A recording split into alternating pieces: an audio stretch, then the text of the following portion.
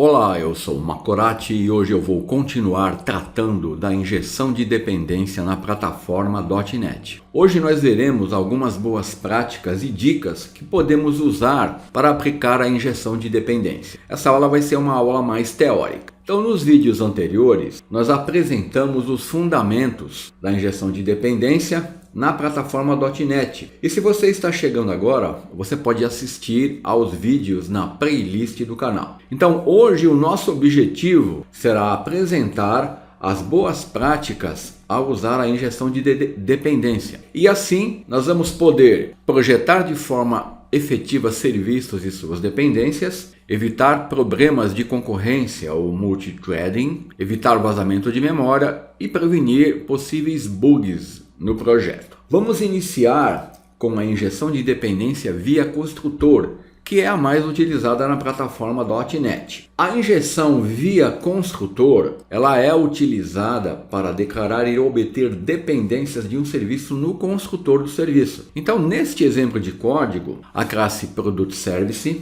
está injetando aqui no seu construtor uma instância da interface produto repositório como uma dependência. E a seguir ela está usando essa instância no método delete aqui. Esse é um exemplo bem simples. Um dos problemas que pode ocorrer com a injeção via construtor é que se a classe tiver muitas dependências, a assinatura aqui do construtor vai ficar muito pesada e difícil de ler. Então, por isso, como boas práticas, nós podemos definir que nós devemos definir as dependências necessárias de forma explícita no construtor do serviço. E assim o serviço não pode ser construído sem as suas dependências. Então aqui o objetivo é usar somente as dependências que forem necessárias e fazer isso de forma explícita no construtor.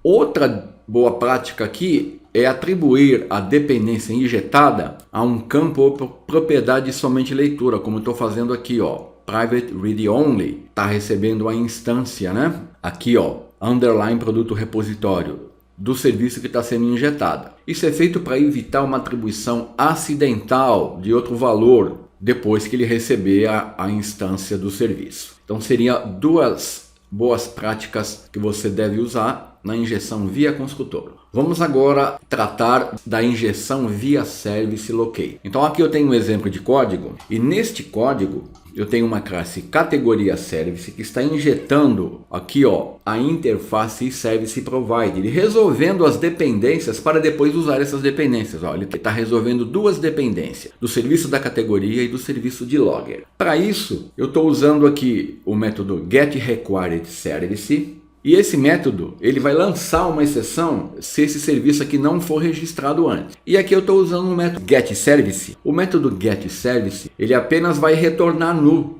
se a dependência não for registrada. Então é por isso que aqui eu estou prevendo o caso dessa instância ser null. E aqui eu estou usando, ó, a instância do serviço de categoria e do logger para logar informações aqui no meu projeto. Então, o problema com o Service Locator é que ele oculta as dependências de uma classe, causando erros em tempo de execução em vez de erros em tempo de compilação. E assim ele torna o código mais difícil de manter, pois não fica muito claro quando você introduz uma quebra ou uma alteração. Como boa prática, nós podemos elencar o seguinte. Primeiro, você deve evitar usar esse padrão Service Locator sempre que possível. Se o tipo de serviço for conhecido em tempo de desenvolvimento, você não tem por que usar esse padrão, porque ele vai tornar as dependências implícitas, tornando difícil a manutenção do código. E outra boa prática é que você deve resolver no construtor do serviço as dependências se possível, porque muitas vezes a resolução aqui é feita num método. A resolução feita num método torna o seu aplicativo mais complicado e propenso a erros. Então é bom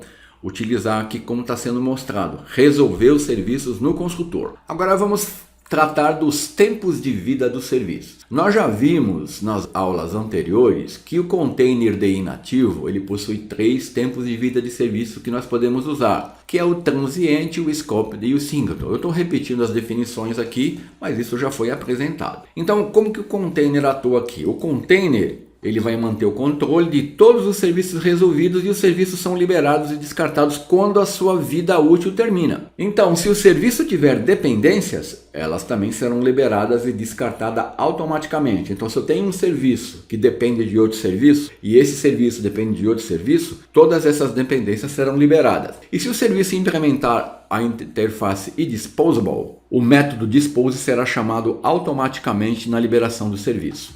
Então, é dois comportamentos que você tem que conhecer do container DI nativo. É assim que ele se comporta. Então, a seguir, veremos algumas boas práticas relacionadas com os tempos de vida do serviço. Primeiro, você deve registrar os seus serviços como transitórios quando não tiver certeza de qual tempo de vida atribuir. Se você tem dúvida em qual tempo de vida você vai registrar o serviço, registra como transitório. Por quê? A implementação do serviço transitório é mais simples e esses serviços eles têm uma vida útil curta. Aí você não vai precisar se preocupar com a concorrência, o multithreading e os vazamentos de memória. A segunda dica, use o tempo de vida do serviço com escopo com cuidado, pois pode ser complicado se você criar escopos de serviços filho ou usar esses serviços de um aplicativo que não for um aplicativo web. E outra coisa, você não deve compartilhar o tempo de vida de serviço com escopo entre threads, porque isso vai causar um vazamento de memória, como nós veremos mais adiante. Outra boa prática, use o tempo de vida singleton com cuidado. Por quê? Porque você precisa lidar com a multithreading, a concorrência e possíveis problemas de vazamento de memória. Então, o tempo de vida singleton é o que vai causar vazamento de memória e problemas de concorrência. Porque a instância ela é criada e ela não é descartada, e ela vai ficar na memória até o final da aplicação. Então, é uma boa prática você liberar essas instâncias quando elas não forem mais utilizadas. Uma outra boa prática é que você não deve depender de um serviço transitório ou com escopo que for definido a partir de um serviço singleton. Porque o serviço transitório ele vai se tornar uma instância singleton quando o serviço singleton o injetar, e isso vai causar problemas se o serviço transitório não for projetado para dar suporte a este cenário. Então você entendeu? Se a partir de um singleton você definir um serviço transitório, essa instância vai ser singleton. E se você não projetou esse serviço transitório para lidar com esse comportamento, você vai ter problema. Então você nunca deve usar essa abordagem. Neste caso aqui, ó, o container DI nativo, ele já vai lançar exceção se por acaso você tentar construir um serviço transitório a partir de um singleton. Vejamos agora os serviços com tempo de vida singleton. Os serviços singleton, eles são projetados para manter o estado de uma aplicação. Um cache é um bom exemplo para manter o estado de um aplicativo. Eu vou mostrar um exemplo de um uso de um cache aqui nesse código aqui, ó. Então, neste código, essa minha classe aqui, arquivo self, ela está armazenando em cache o conteúdo do arquivo para reduzir as leituras em disco. Então, este serviço ele deve ser registrado como um singleton. Caso contrário, o armazenamento em cache não vai funcionar conforme o esperado. Então, como boa prática para serviços singleton, nós temos o seguinte. Se o serviço mantém um estado, como é o exemplo que eu dou de código que eu estou dando aqui, ele deve acessar esse estado de maneira segura para a thread, porque todas as solicitações usam simultaneamente a mesma instância do serviço. Então, nesse código foi usado aqui concurrent dictionary, em vez de dictionary para garantir a segurança de thread. Então, esse é um exemplo onde eu estou garantindo a segurança de thread num serviço singleton. E isso é uma boa prática. Outra boa prática, não use serviços com escopo transitórios a partir de serviços singleton. Eu já falei isso no slide anterior, porque os serviços transitórios eles podem não ser projetados para serem trade safe. Se isso não tiver jeito de ser feito, você tem que cuidar do problema da concorrência, do multithreading, quando você for usar esses serviços. Aí você pode usar um lock no serviço, ou outros recursos, mas que trate o multithreading no serviço transitório que foi definido a partir de um singleton. Então, outra boa prática é que os vazamentos de memória, geralmente eles são causados por esse tempo de vida de serviço, o singleton, porque eles não são liberados até o final da aplicação. Então, qual é o motivo disso? Se eles instanciam classes, mas não as liberam, elas também ficarão na memória até o final da aplicação. Então, se você tiver essa abordagem no seu serviço, você tem que procurar liberar as instâncias que você usar, seria uma boa prática. E se você armazenar dados em cache, você deverá criar um mecanismo para atualizar e invalidar os dados armazenados em cache quando a fonte de dados original for alterada, porque senão você sempre vai estar trabalhando com dados desatualizados. Então o serviço singleton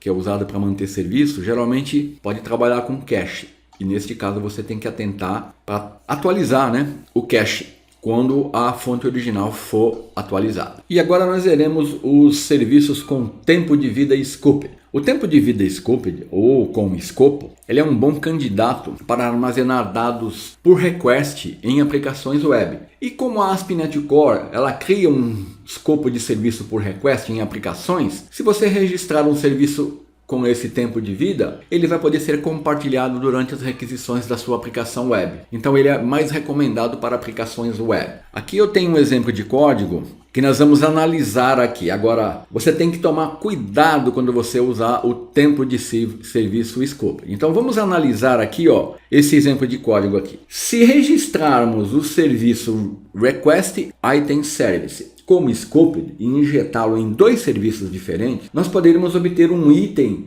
adicionado de outro serviço, porque eles vão compartilhar a mesma instância do serviço request item service. É isso que nós esperamos desse tempo de vida. Agora, existe um porém aqui. Esse comportamento nem sempre vai ser feito dessa maneira. Se você criar um escopo de serviço filho e resolver o serviço request item service a partir do escopo filho, você vai obter uma nova instância do serviço e ele não vai funcionar conforme o esperado. Portanto, o serviço com escopo nem sempre significa ter uma instância por request em aplicações web. Se você tiver esse cenário, o comportamento vai ser diferente. Então você tem que tomar cuidado para que isso não aconteça. Isso pode acontecer quando o seu projeto tiver uma grande quantidade de dependências entre os serviços e você não tem como saber se alguém criou um escopo filho e resolveu um serviço que injeta outro serviço. Então esse é um cenário que você deve ficar atento. Então vejamos as boas práticas para os serviços com tempo de vida scope. Um serviço com tempo de vida scoped ou com escopo, ele pode ser pensado como uma otimização onde for injetado por muitos serviços em um request na web. Assim, todos esses serviços usarão uma única instância do serviço durante a mesma requisição. Então, como o tempo de vida scoped, ele trabalha com o tempo de vida útil dentro do request, esse é um cenário onde ele pode ser utilizado em aplicações web. Agora, os serviços com escopo, eles não precisam ser projetados como thread safe. Você não deve se preocupar muito com isso, pois eles devem ser usados por um único request, um thread na web. Como o tempo de vida com escopo é por request, então acabou o request, o serviço morreu. Agora, o que você não pode fazer? Você não pode compartilhar o serviço com tempo de vida com escopo em threads diferentes. Isso você não pode fazer, né? Porque aí você perdeu o sentido em usar esse tempo de vida. E outra boa prática é que os serviços com tempo de vida com escopo são a melhor opção quando você deseja manter o estado dentro de um mesmo request. Então percebeu que o tempo de vida com escopo é indicado para ser usado dentro do mesmo request. Por isso que ele não pode ser compartilhado entre diferentes threads, porque aí você vai estar violando essa condição. Então, essas são algumas boas práticas para ajudar a você a projetar melhor a aplicação da injeção de dependência. Usar a injeção de dependência é relativamente simples, como nós mostramos, mas para evitar problemas é bom seguir as boas práticas. Então, até a semana que vem, se Deus quiser.